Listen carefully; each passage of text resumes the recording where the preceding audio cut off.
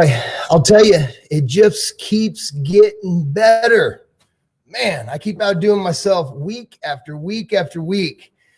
Welcome, everybody, to The Dentologist. I'm Ian Cordle, and this morning we have an extra special guest, someone I hold dear, our friendship, and that is Don Cavanaugh.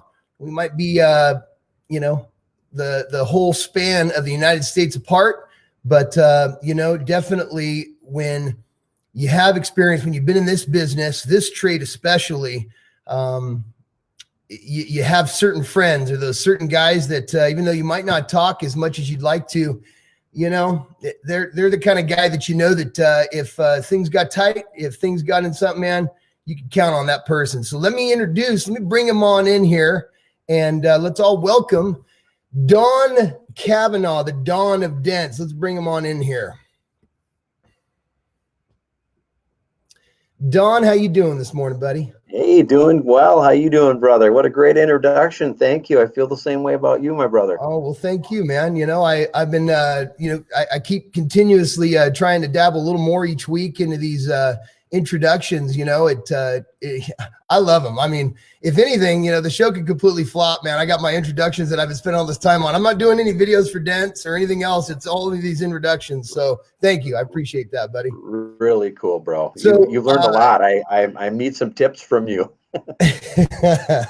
I'll tell you, man, it's a learning experience. If one thing that this show has done for me, it's learning each week a little bit more, getting a little bit more proficient, not having to spend 12 hours on one introduction, so I'm getting a little bit closer here. Let's pay attention to our audience here. We've got some people out here. We got Kevin Bird is in the house. How you doing, Kevin? Good to see he's up and about here this morning. Morning, Kev. Let's see. We've got another Facebook user. We're just going to name him Facebook user. Later on, we'll be able to know who this Facebook user is. But let's see what else we got here. We got Hannah Rose Miller. She is boy, a couple of things that I've seen about Hannah. She is really involved. She's very involved in helping the PDR community, knowing different things about the loans that are out there right now for people that are struggling with their business. Have you seen that, Don? Do you know Hannah? I have a little bit, and I just hold her very dear to my heart as well. And she's just such a sweetheart, and Trey's just a good one. And you probably heard about Trey and Hannah's new adventure, right? No. They're going to be the head of ARC. They're going to step in of for course. Robert. Of course. What am I talking about? Yes, I did hear that. So much for a legacy. I'm one of those guys, really if I don't see the picture of the dude right in front of my face when Yeah. we're talking about it. But no, Trey and Hannah both are great people. Let's see here. And I have met Hannah. Hannah, I'm sorry. I have met you. We met there at the Mobile Tech Expo, even if it was just for a brief moment here. Everybody's always being pulled 100 different ways. Let's see here. We got Ryan Shutt is in the house. Ryan, how you doing this morning? Good to see him out there. Let's see here.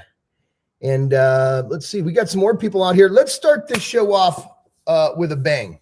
First off, for some reason, I'm having a little technical difficulty here. My microphone isn't working, and my widescreen camera isn't working here this morning. But you know what? I still look good no matter what. So it's all good. I sound good no matter what. So you know what? We're just going to get past that, and I'm going to act like it's working. Test 1, 2. So we're going to act like it's working. Everything's good to go, and we're going to start this show off like this. Don, you've been doing this a long time. Probably, if I was to put words to it here, in my mind, there's specific people that started at a specific time in the PDR trade that are here in the United States. And I mean, we can go all the way back when we start going before, early 90, before we start going before that, we're talking the main dudes here, the main guys that brought it here to the United States. And I know Jurgen, what's his last name again?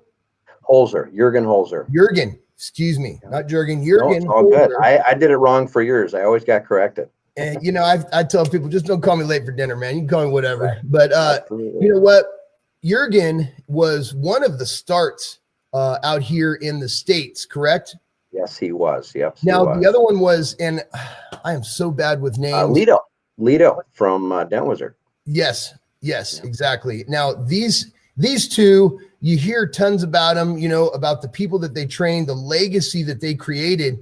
Jurgen's legacy is definitely, and what a positive one was, meeting up, the path that you guys crossed, and how how you guys became friends, and then later on, now you're Don. You're the Don of Dents, man. You're Dent Craft. You're out there making it happen. You were actually one of the first people that completely changed the mindset of paintless dent repair. Everybody, I remember when I first started, the whole subject was mobile, convenience, being at the point of the job, doing the job where it is, so on and so forth. And, you kind of switched that up. Tell us a little bit about that, about the whole thing of meeting Jurgen, how you started out in the business. It's a great story.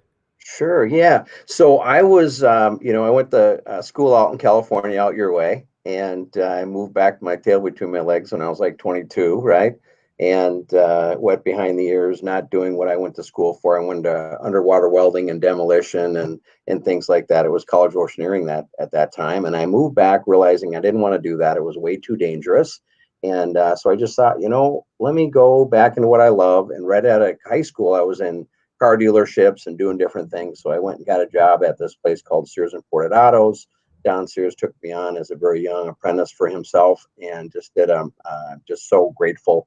But I was a service writer right away, and we had Mercedes-Benz, Rolls-Royce, Peugeot, and BMW. Quite the arsenal of rides, right? So anyway, I was probably a few years in, and Jurgen pulls in with his Mercedes, and he says, "Hey, I need to get some work done." And I did some work for him. And then maybe the second time or third time he came in, he said, "Hey, you guys should have me do dents. I used to work in the BMW factory in the 60s and 70s, and I learned my craft over there, and I'm trying to get something off the ground and thinking I would maybe try to do some dents." And I said, "Dude, I don't know what you're talking about. We've got a body shop, a really great one." And no, right? I didn't understand. So every other time he came in, it was either about his car or he was trying to pitch what he did. And I didn't know, had to, be gracious to him either way. Of course, that's just how we were there and who I am as a person. But one day he brings me out to his car, and he opens up the trunk, and he pulls out a hammer, and he puts in a nice, pretty good sized dent in the door, and he got my attention. Right. So we ended up, removing that dent. The rest is kind of history. We started building and building and building and building. And after 2-3 years, I was saying to him right away, I knew I wanted to do it. He said, "No, I'll never find anybody. No. And then finally, he was building a home. So he said, "Yeah, I want to do that." So. Man, that's a great story, and something that really stands out for me is, us learning this way back when, kind of pretty much, when it started to become mainstream. It was the start of it becoming mainstream. There really wasn't, any tool companies. I mean, A1 hadn't even started till 95, 96, something like that. So, when we first started, there were no, tools. There wasn't a tool company. You had to make stuff yourself. Yeah. I know, one of the main things that I used to do when I would sell a training program or when I first started out, and it was something that, wasn't taught. It was something I learned. I kept saying to myself, how is it to grab people's attention? What am I going to do to grab their attention to where there's no mistaking? That dude's bad. That dude can do dents and, knock them into cars. And that's just it. Is I would walk up, I'd get as many people watching as possible, and act all nonchalant. And then bam, bam. And I'd knock dents in the door and take them out for them right in front of them. I can't tell you, even to this day, I still use that tactic. If I'm in a crowd, if I'm at a car show, if, there's anything where, I'm involved doing some dent repair out, I got my tools out, that hammer's coming out, and I'm knocking dents into something and just blowing everybody's mind. It really is a great selling feature. And, this is big where, we started way back, and these are part of the things that help you grow, but it's still stuff that can be used today by young techs. Absolutely. When they learn their craft, man, they can do things like this. So Everybody out there, tune in on this show here, because Don and myself we're gonna enlighten you on a couple different things here on the show. Am I correct, Don? Absolutely. That I've been sitting at car shows years ago, and I've gone to all of them throughout my career, of course, and being not recognized, right? Like people would just walk by, they'd look over, and they'd, and then I had this Beamer, this nice 5 Series for about 12 years, and it was an '05, so I got rid of it, but I would put that thing front and center, and I'd take out my hammer, and I'd wait until there was about 10, 12 people walking by, and I'd say, "Hey," and I'd wham, and they'd all congregate. Pretty soon there were 10 deep, yeah, right. And they're like, "What that guy just hit?" You could hear people, right? And I've always been that hammer guy anyway. So as you're removing the dent, you're hammering it, and then you're making noise, and more people, they didn't see you put the initial dent in, but they're like, "God, that guy's using a hammer around there." Right. And so it was that aha moment for a lot of people. And unfortunately, we need to, obviously, we always talk about this, Ian, you and I, off the air. We just got to get this out. We kind of feel like we're standing in front of a big vault door, and we've got 3 digits. We've got 2 of them, but we're trying to find that last digit, because when we all figure out together as a whole, this whole entire group that's watching this in the PDR community worldwide, once we figure that out together, we need to build it together, and we are going to build it. That's right. Floodgates like nothing else. Oh, it's huge, man. We talked a little bit about the great point, but we had talked a little bit about the fact that you kind of switched your the whole role, man. You switched it, and you started a shop when no one had them. You were doing the big dents. That's what you concentrated on, trying to perfect your craft. The whole mobile thing. I mean, do you have employees that are at your shop to where you're able to offer a mobile option in any way, shape, or form? Or are you strictly 100% no holds barred? So we did for quite a while, but really the last 5 years, we stay right here. We don't need to go anywhere. That's great. I always tell people, hey, it's going to be cheaper for you if you come to us, and we have a really nice waiting room. Right. And we'll get you in and out very quickly. And it's really about keeping the cost down for you. And honestly, I don't know how many of you guys have done this. A lot of you guys so I've seen some of the mobile setups. They're absolutely amazing. I'm blown away by how far it's come, right? But for me, it really has come a long ways. These mobile setups are the tools to use outside. That was part of the reason why I designed the Mobile Tech Shade. Was I was strictly a mobile guy. I was, I'll show up and make it happen wherever it is. And, having that comfortability to work as if you're outside is pretty huge for the mobile guy. But I have to say, I made the jump. I've had shops before when I was younger, much younger, and just could not, wasn't able to get it on a roll, and just saw that I was always able to go to the job or do something, mobile. And I know that's a mindset of a lot of people, or technicians in the industry is, man, I just can't. Hey, build your business. Do it however you possibly can to make there is your no money wrong way at all. Your thing. I'm jealous of a lot of the mobile guys because they don't have the overhead I do. That's right. That's right, man. You're building it to where you can have a shop. And I've been fortunate enough to be able to find the prime location right in the middle of everything, right, 3 minutes from where I live. It's my little Shangri-La, man. And I'll tell you, I couldn't be happier having both facets, my son working for me, being mobile and in-house, or vice versa. It is more work, but it's definitely helped me with my business, as far as organic being found and people just going, no, that's the guy you go and use. So, hey, let me ask you a couple other questions here. What do you do for fun, buddy? We always talk about business and tools and dents and so forth, but what does Don do for fun? We really enjoy, we're really family oriented. I've got going to be a 10th grader and a 12th grader this year, 2 boys, and we couldn't be more proud of them. But it's, my one son's a soccer player, so we're at games, now it's kind of weird, right? But the games are never ending. Every single evening, it seems like. And he was our big karate kid too, so he was doing all these tournaments, and he almost got his 2nd degree, and he walked away. So it's all about the kids right now. And then my older son is really into cross country running and all that stuff. But we're in Boulders. We live on this lake called Lake Minnetonka, and we boat 126 miles of lakeshore. It's really big. You can go to bars and restaurants, and we like to, tube and ski and wakeboard, and that's so cool. We just love that. Unfortunately, it's only 6 months a year for us, of course. But that's another reason why you probably had to have a shop is where you live, man. I mean, it's not like sunny California. We have 10, 11 months, of sunshine and a couple weeks usually. But hey, I'll tell you the whole deal with your kids, man, and being at the games, while it was happening, both my boys were playing football, basketball, baseball. We were doing, I mean, literally it was like, me and my wife used to look at each other and just go, when does it end? I mean, we don't have any time for ourselves, but you know what? Now 24 and 18, it's like, it'd be okay to maybe have one or every once in a while, now we really miss it, and that's the thing is, cherish those moments, man, with your family and your son really do. And your daughter, sports and everything. Cause boy, before you know it, I know it sounds cliche, but man, it's over. It's like, wow, hey, we got Sammy in the audience here. How you doing, Sammy? How you doing, brother? Hi.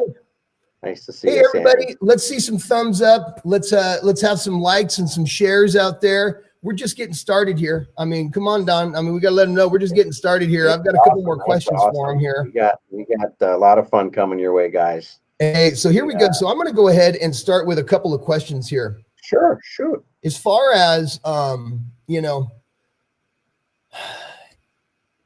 we've talked about the mobile business. We've talked about, what was your deciding factor to be in-house? Oh, I never answered that really, did I? No. Yeah. And we're going to get back to that a little bit more here towards the end of the show, but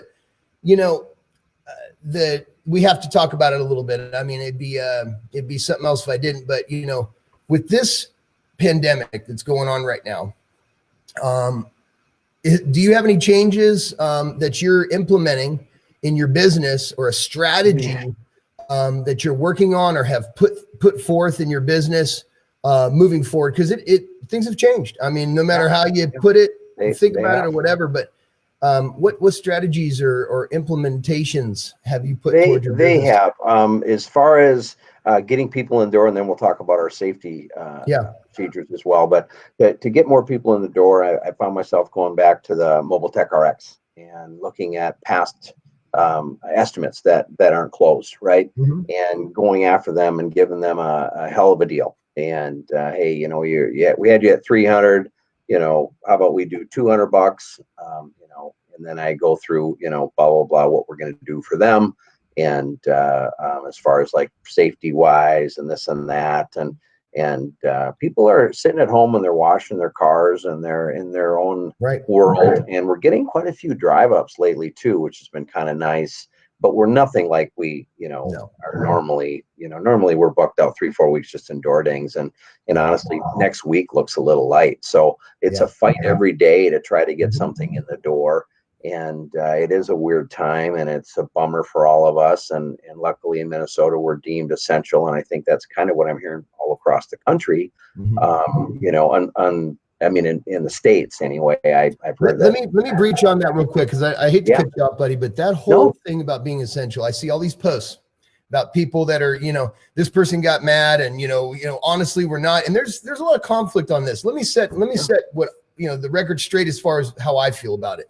The automotive trade, honestly, the dealerships, the factories, the manufacturing, the parts ordering and so forth, all this stuff is what makes America. This is what drives us forward, and they're so intertwined, there's no mistaking it. But the whole subject of paintless dent repair being an essential business, here's how I see it too. Being able to make things work in a cog, being able to make that wheel go round and round is crucial for the economy.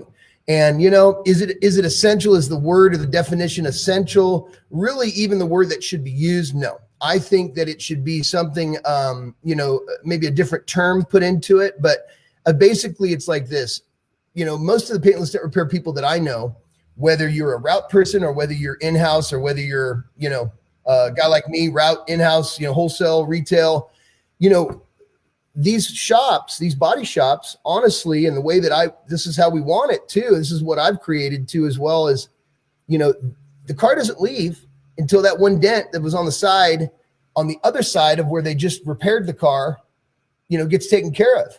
And they want the expert to come and do that. And that's why I have these accounts, but if this wasn't being done, if we weren't in an essential business, that car wouldn't be leaving, the car isn't finished, so these are all things that people need to think about too. Granted, we need to be safe, and that's the main priority here. It's safety, health, because we gotta, stay on it to keep going forward. But I just have to make that point, it's a great point. And I've actually had a few people come in, and it's weird. And for me, it wouldn't bother me, but it's really about that person in general and how their thought process is. And some people, you've had it too, right? Where, and all of everybody watching as well, I got this dent, I couldn't sleep last night. Oh my God. Now they're already in a pandemic pattern and they're freaking out. They want to get this dent off because that's one thing they can actually control in their life. So I've had a few people in the last few weeks like, oh my God, you don't know what this did for me. I'm like, dude, we're in a pandemic. You could die, like what? I call it the unnecessary necessity. Right? PDR and the customers and the wonderful clients that we have, man, don't you feel that, they really, it's a necessity, even though it's unnecessary, they can still drive their cars. Boy, the spirit, their whole morale and everything. It's just like a checklist for some people. I'm so grateful for all my customers, Yeah, absolutely. So here's another thing I wanted to, point out. Don, you're quite an advocate for the industry. Constantly, I see you post live feeds of your shop, kind of walking people around, showing them who you are, introducing them to the day that you have there, and what's going on with your shop and everything, man. I have to say, it really is inspiring to see someone so excited about the industry and really want to, let everybody know what they got going on. Because I'll tell you, a lot of people are taking note of your videos. A lot of people are seeing that, and they're building their business on it. So, Tuche, man, I'll tell you, you got a great thing going on, and have always been someone I look up to, bud. Oh, thank you, buddy. I appreciate that more than you know. And I just feel like one of the luckiest guys in the world. I always said I was going to win the lottery, and I always thought, it's going to be money, right? And in actuality, my first lottery win, I got two of them, was my wife and my family. But secondarily, I love what I do. That's the truth, I mean, I love getting up every damn day. I'm built weird. I love when a customer calls and say, hey, I talked to 3 different dent guys. They say this is impossible. I said, bring it over. Love it. One thing I'm not going to have on my gravestone is gravy picker. It is going to be, I'm just digging in, and the more complex and hard it is to do. I love it, man. I want it. Here's I have another question for this, for the young techs, but boy, you just reached on something. We talked, briefly about, what drove us to pick the path that we did, the road that we went down, to get us to here. And, a lot of it had to do with a mindset, and a lot of PDR techs have this mindset, of when they start to learn paintless dent repair, they see how involved it is. They get super deep and involved and entrenched in just the whole, because you can, and that's what you want to do, because that makes a great tech. But when you first started off, like I did, we had something that drove us, and like you picked the path of having the shop. It was because you were doing bigger damage. You were doing the stuff that other guys didn't, even if it took you days and days to get one dent out. And boy, that really hit home with me, because my grandpa told me, when he saw me doing stuff and I showed him a dent, repair and everything else, I'll never forget it. Him looking at me and saying, you've got quite an opportunity, a trade that will last you a lifetime, that you can pass on to your sons. And I have, and it's like, all this stuff is coming to a head. But the main thing that stuck with me and what drove me forward was, I'll never forget it, was he just said, in anything you do, want to be the best. And that whole saying, and it was, I took it to the nth degree. Drove it home. I want to be the best.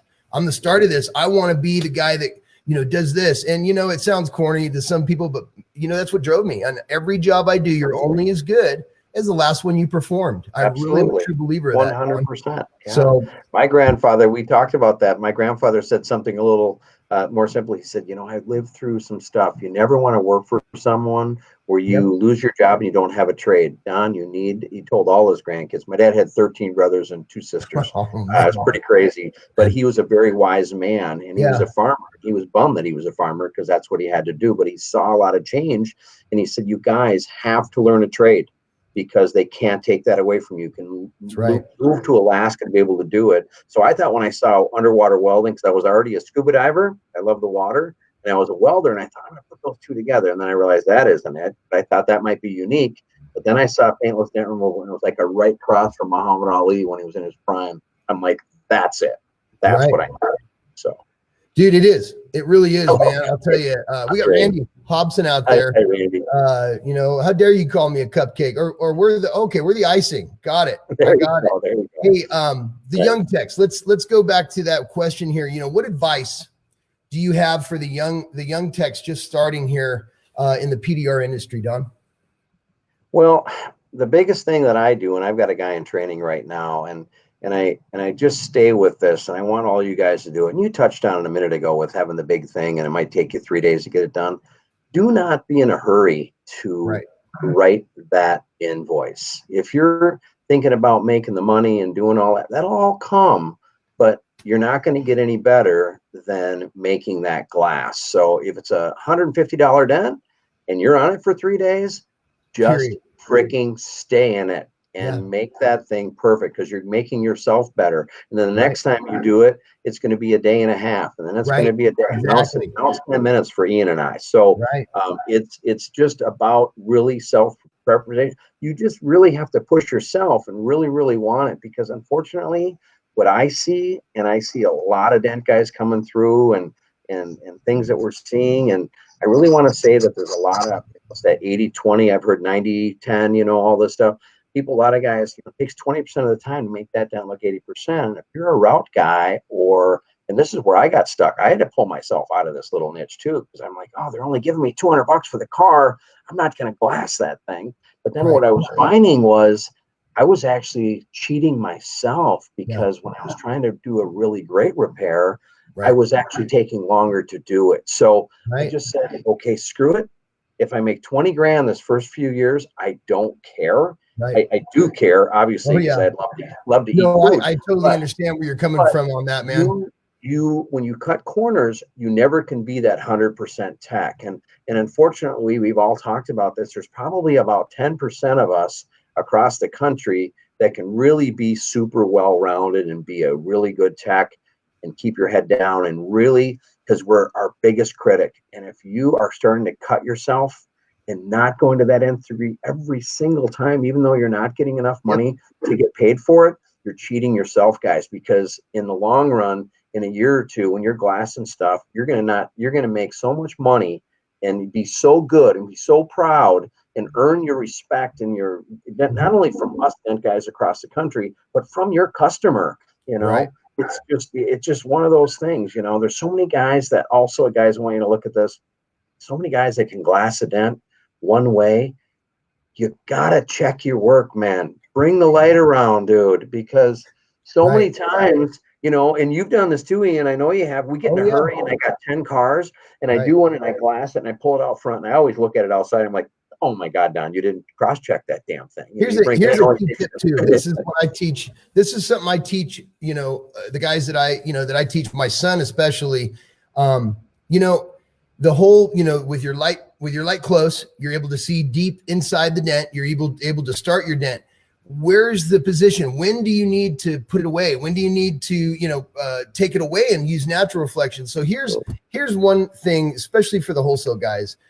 Learn how to not start with your board right up on it. Now, granted, there is some dents you have to, because you just have to, they super deep, those pits, but learn how to 99.9% of your dents, start them with them as far as humanly possible to be able to see just barely where it turns that corner and goes into the low right there. And then you'll be able to, see it. You'll be able to finish it in a position where you can actually look through the board to finish your dents and make them as close to glass as possible.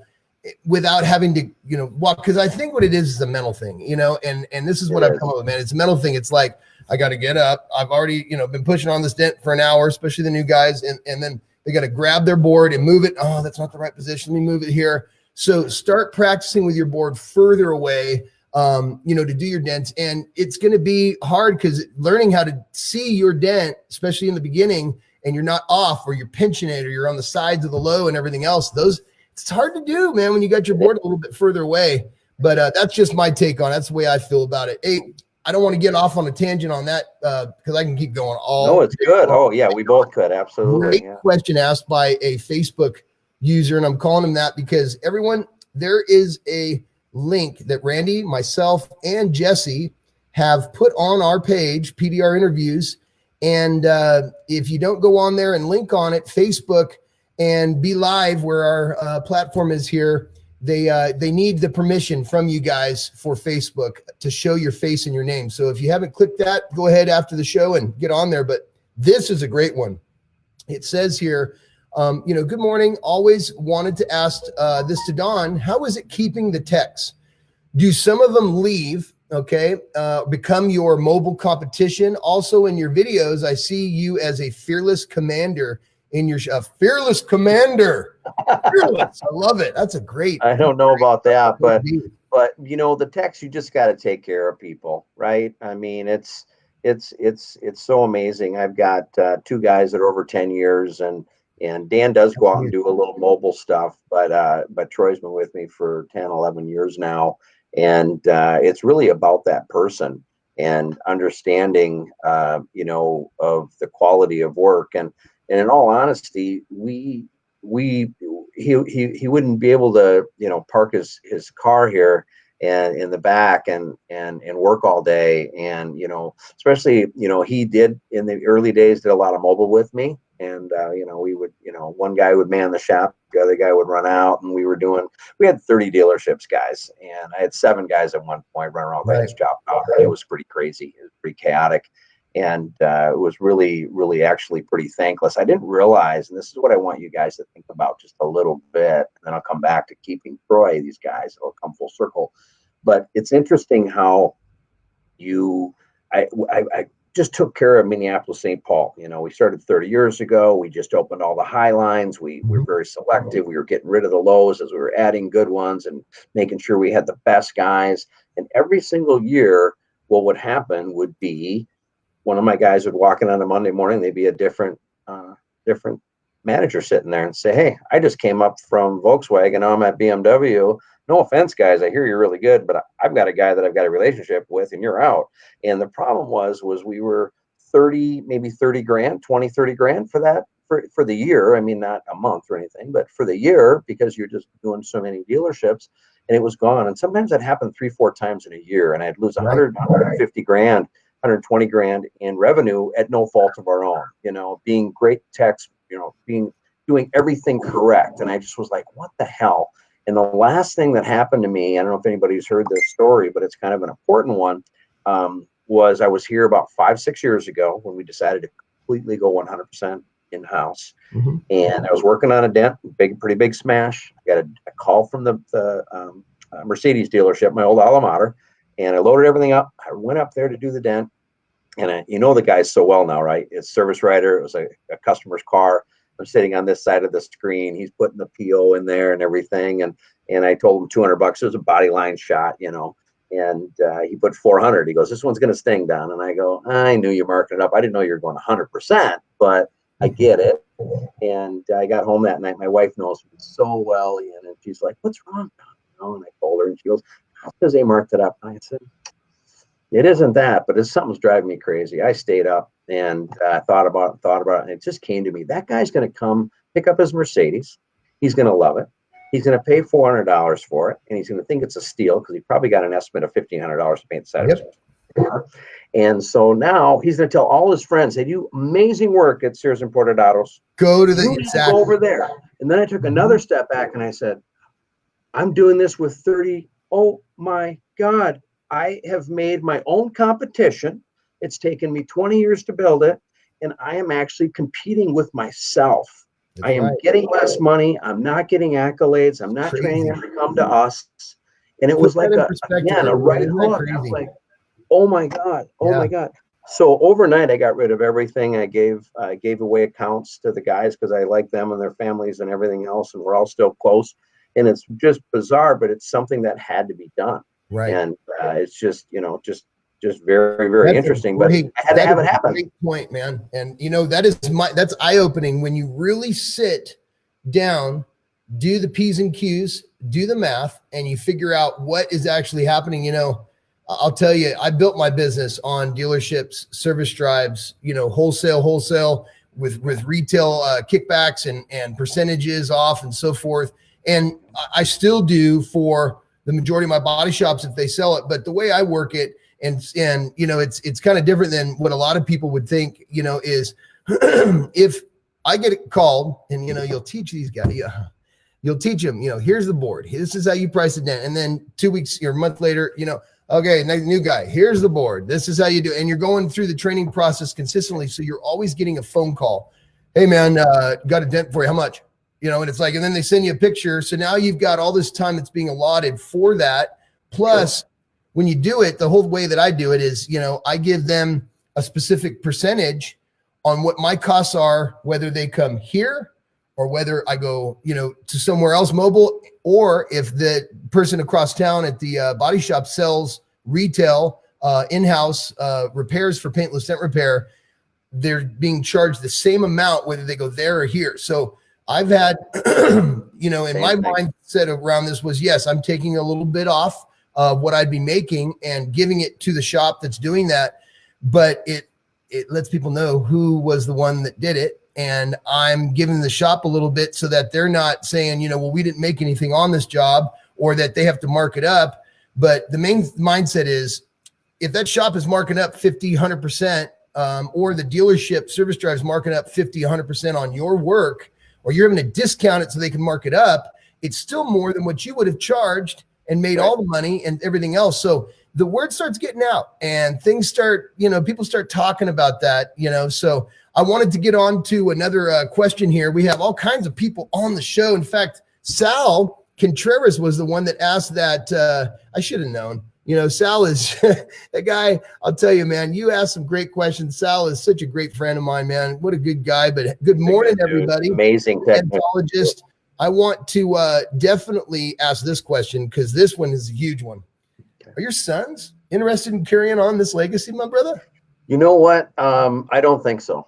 No. But we haven't really talked about it. Christian's 15 and Braden's 17, and they're so they're such smart kids. It's just amazing. They're amazing at sports, but they're also smart. My son just got a 32 on his SAT. I'm like, dude, you're saving the old man money. Like I look at my wife, I go, must have got it from you. And she's like, no, from you. And I'm like, definitely not. I'm a hands guy. But I think that they have some bright futures, whatever they decide. If they come back and ask, I'm going to definitely do that with them. I think they have fun bringing their friends in and showing them the cool cars and, all the stuff. But right now they haven't, and I'm not going to, what did you do, brother? Did you push them in it, or did you ask them, or? I always, oh man, I'm that nutty professor father type figure, where let me show you. No, really, you're going to be interested in this. But with both my boys, it was always, they lived it. They were in it. I sweat.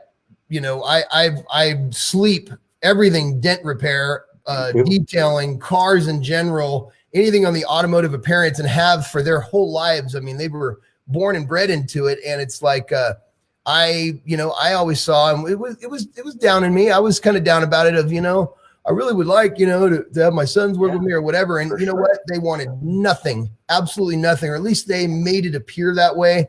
And then once they took off and took a chunk out of the real world, it was like, man, I think pretty good. Something really good going on. I might be interested in this because money talks and what walks. So I got a phone call. That's what I'm hoping for. He said, Dad, I'm really thinking about it. So you're blessed, bud. I'm so blessed for you. to have my oldest son, Zane, representing the company out there. And everyone constantly tells me, Ian, what a just a great young man, and I'm so proud of him. I know his mom has a lot to do with that. Sure. Dad cracking the whip, but my youngest son, who he literally was like, no way, I do not want to. I'll tell you what, dude.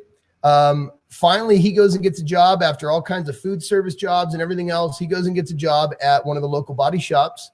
And the first day, he's texting me pictures of a hood that he cut and polished. And everybody's going, it's like you knew what you were doing. Yeah. It's like you knew what you were doing, because Dad's been just taught me how to do it when I was 3. I've programmed it in. It's all me. It's not you. Right. But no, that's not what I'm saying. They're just very talented young individuals, man. And, awesome. I'm very proud of both my boys, but hey, they're too young. Let them live their lives. Go to the sports thing, man. Have fun and everything else. Boy, as you know, my dad pushed me in so many.